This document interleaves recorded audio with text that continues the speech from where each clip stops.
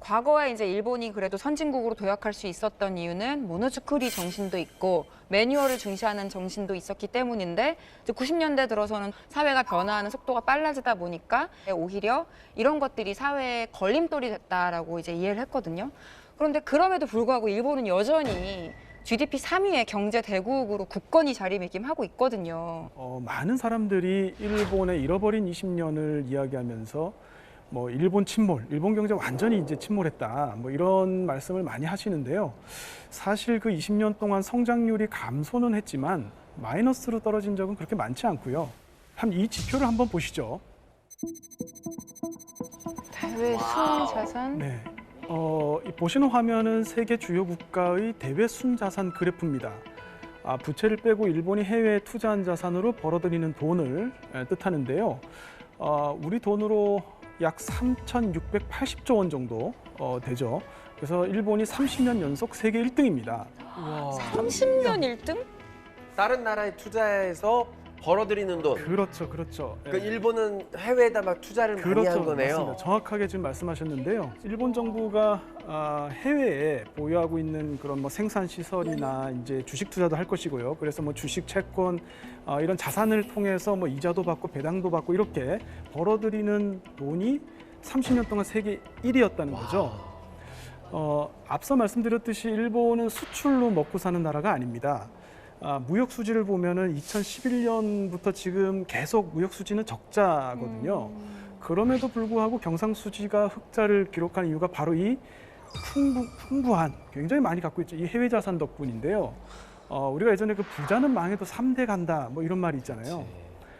과거에 투자해 놓은 막대한 부로 지금까지 이 경제력을 유지하고 있다, 이렇게 볼 수 있겠습니다.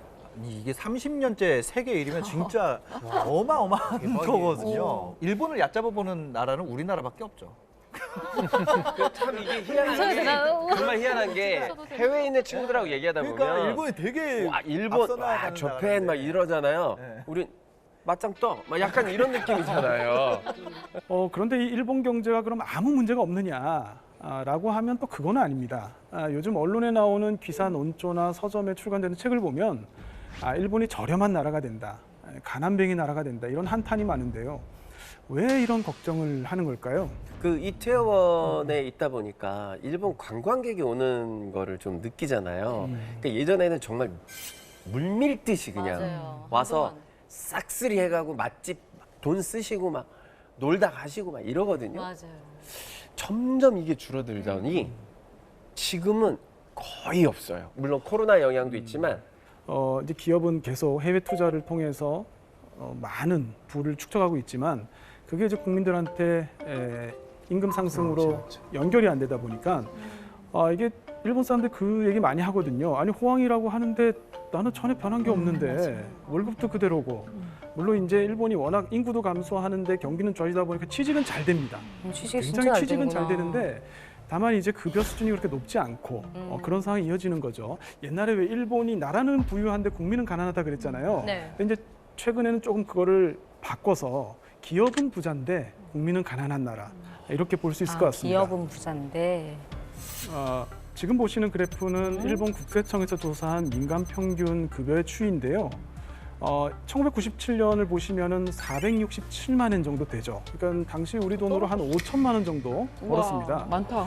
당시 회사원들 급여가 상당히 높았다고 볼 수 있죠. 저 당시에 5천만 원 진짜 엄청나다. 세다. 아니 우리나라는 이때 얼마 정도 됐었나요? 97년은 지금 말씀하신 것처럼 외환위기가 있던 해인데요. 우리는 평균 연봉이 한 1,700만 원 정도 됐습니다. 3배. 아니 근데 이게 신입사원 연봉인 거예요? 그렇지는 않고요. 이게 지금 따지고 보면 근속연수를 보면 입사해서 한 10년에서 14년 정도 생각보다 연봉입니다. 너무 낮네요. 그러게요. 근데 어떻게 시간이 지났는데 지금 2018년인데 떨어졌어요. 떨어졌어. 440. 과장급 이상이. 이게 이제 심지어 한국이 일본을 넘어서는 지표들도 여러 개 지금 발생했는데요. 지금 보시는 표는 이제 OECD에서 발표한 구매력 평가 지수에 기반한 GDP인데요. 한국이 약 43,000달러예요. 일본이 42,900달러로 우리가 일본보다 약간 높습니다. 이게 이제 PPP라고 해서 이 물가와 환율을 고려한 GDP가 높다는 말이 무슨 말이냐면 같은 돈을 가지고 우리나라 사람들이 일본 사람들보다 더 많이 누릴 수 있다. 즉 삶의 질이 높다는 뜻입니다.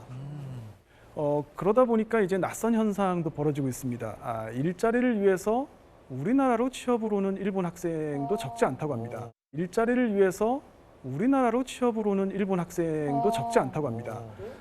일본 청년을 영상으로 만나보시겠습니다.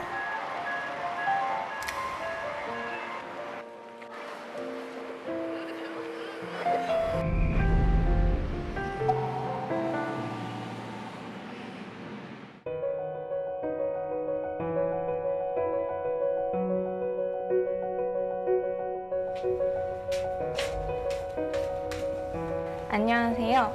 저는 일본에서 온 이나바 루나입니다. 지금 한국에서 대학교를 다니고 있고요.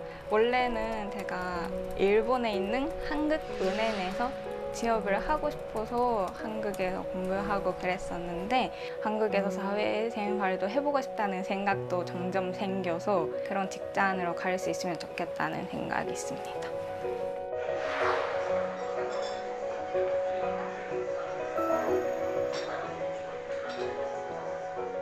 취업 준비를 하는 거는 비슷한 것 같은데 대학교 생활 보내는데 일본은 한국처럼 시험 기간이라고 밤을 새지 않고 그 친구들 이야기를 들으면 평점이 3을 넘으면 좋은 편이라고 들어본 적도 있어요.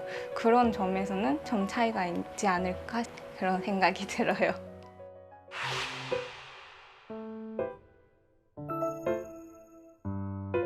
일본에서는 세금이 많이 빠지거든요. 그래서 실제로 받는 금액이 적을 수도 있다고 생각해요. 친구들의 이야기를 들으면 저축을 많이 하게 되었다고 들었어요. 옛날에는 많이 썼었던 것 같은데 그래도 노후를 생각해서 그거를 대비해서 저축을 많이 하게 되었다고 들어요.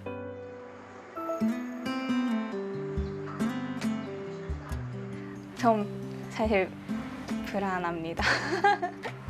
불안하고 좀 더 젊은 사람들이 그런 부분에 대해 관심을 가졌으면 좋겠고 바로 바뀌지 않더라도 관심을 가지기만 하면은 좀 좋아질 것 같으니까 그렇게 됐으면 좋겠다고 생각합니다. 와. 예전에는 우리나라 청년들이 일본에 취업하려고 건너가는 경우가 많았거든요. 맞아. 그런데 일본에서 우리나라로 취업을 하러 왔다는 게 그러니까, 정말 역으로. 의외네요. 신기한 것 같아요. 이게 강의를 쭉 듣다 보니까 호황기에 그 고도 성장기를 보낸 우리 어른들이랑 네. 요즘 시대를 살고 있는 지금 청년들의 생각, 사고방식이 정말 많이 다른 것 같아요. 맞습니다. 어느새부턴가 이 청년들이 굉장히 무기력해지면서 사회 변화를 이끌지 그러겠다. 못하고 있는데요. 이 청년들이 많이 쓰는 말 중에 반아래라는 말이 있습니다. 멀리 한다는 그런 뜻인데요. 멀리 한다고? 멀리 네네네. 한다. 하나가 반하래. 예를 들면 이제 해외여행 반아래, 자동차 반아래 뭐 이렇게 이야기를 하는 거죠. 그래서 일본에는 이제 그 젊은 친구들이 여권도 없고 심지어 운전면허 없는 경우도 굉장히 많습니다. 너무 포기 상태 아니에요? 네네, 그 우리로 치면 이제 M4 세대죠. 꿈과 미래를 잃은 세대가 돼버린 거죠. 그럼 우리가 일본 가면은 다이땡 이런 데 베개샵 가서 또 사고 뭐 돈키 유니클 땡땡. 그죠. 네. 그런 데 가서 좀 저렴하게 옷을 사고 이런 것들이 너무 마냥 행복하다고 볼 수만은 없는 거네요. 어떻게 보면 좀 씁쓸한 쇼핑일 수도 있겠네요. 맞습니다. 그 뭐 방금 말씀하신 다이땡이라든지 유니땡땡이라든지 이런 기업들이 급성장한 시기가 언제냐면 바로 이 일본의 저성장 시대에 젊은 친구들이 소비의 주체로 이제 올라선 요 시기예요. 그러니까 사실 고도 성장이라면 이런 업종들이 성장할 수 없었겠죠.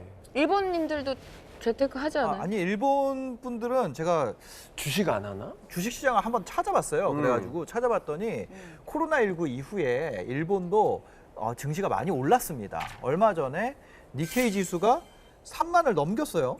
그런데 재밌는 거는 여전히 많은 사람들이 예금을 선호하는 거는 여전하다는 거죠. 맞아요. 우리나라 젊은이들은 뭐 한 두 명, 세 명만 모이면 주식 그럼요. 얘기, 비트코인 얘기 뭐 네네. 이런 얘기 하는데요. 근데 사실 일본 젊은 친구들은 투자 얘기 하는 경우가 잘 없습니다. 여기에는 이제 여러 가지 이유가 있을 텐데요. 일본의 이제 버블이 꺼질 때 엄청난 폭락장을 경험했지 않습니까? 거의 이제 주가, 니케이 주가가 한 4만 엔 목전까지 갔다가 나중에 이제 그 4분의 1 이하인 8,000엔대까지 이제 하락을 합니다. 그런 이제 엄청난 손실에 대한 공포감이 날렸네. 존재하는 것 같고요. 그러네. 또 이제 이 저성장을 너무 오래 겪다 보니까 여기에 너무 익숙해진 거예요. 그래서 꿈꾸려는 생각 자체가 겁나는구나. 아예 사라진 게 아닌가 하는 생각을 해봅니다. 뭔가 젊은 세대들이 꿈을 꾸지 않게 됐다라고 말씀하시는 대목에서 이거는 남의 나라 얘기만이 아니다라는 생각이 들었어요. 좀.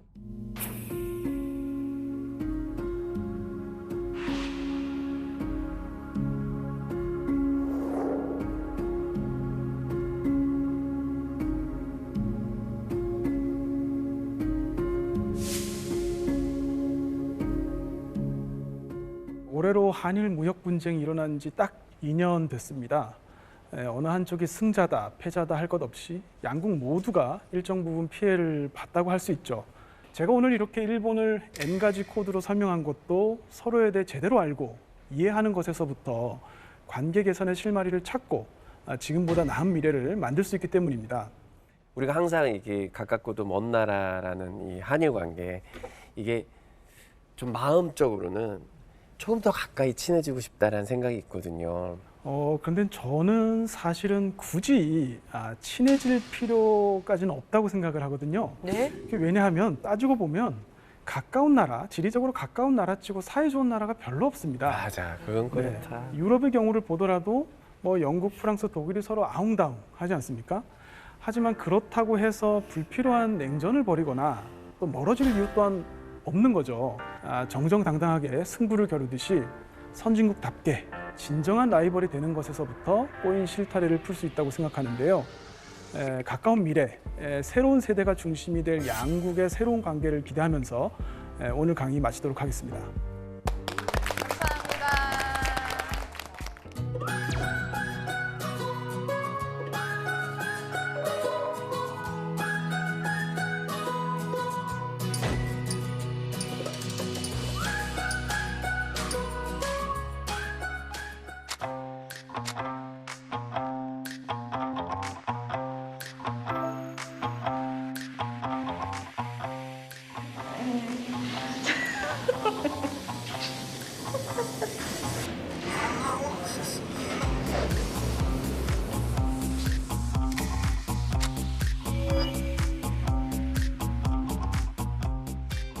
아무래도 주변에 좋아하는 사람보다는 싫어하는 사람이 더 많지 않나 생각해서 부정에다 뒀습니다. 不買運動とか慰安婦問題とかそういう政治的なちょっとマイナスなイメージの強いニュースをよく見るので。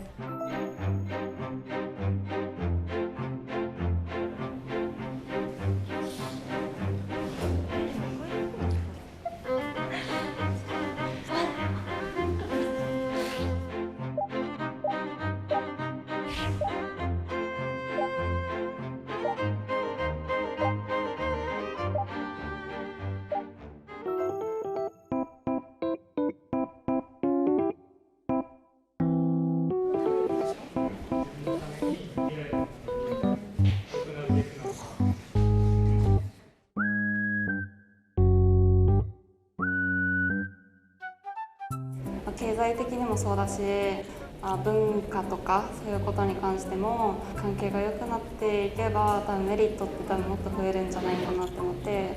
その人としても僕は韓国人のことが好きなんで、今もこの日韓関係改善のために民間レベルでできるようなイベントとかも全然作って、結論的には日韓関係良くなってほしいなっていうのがあります。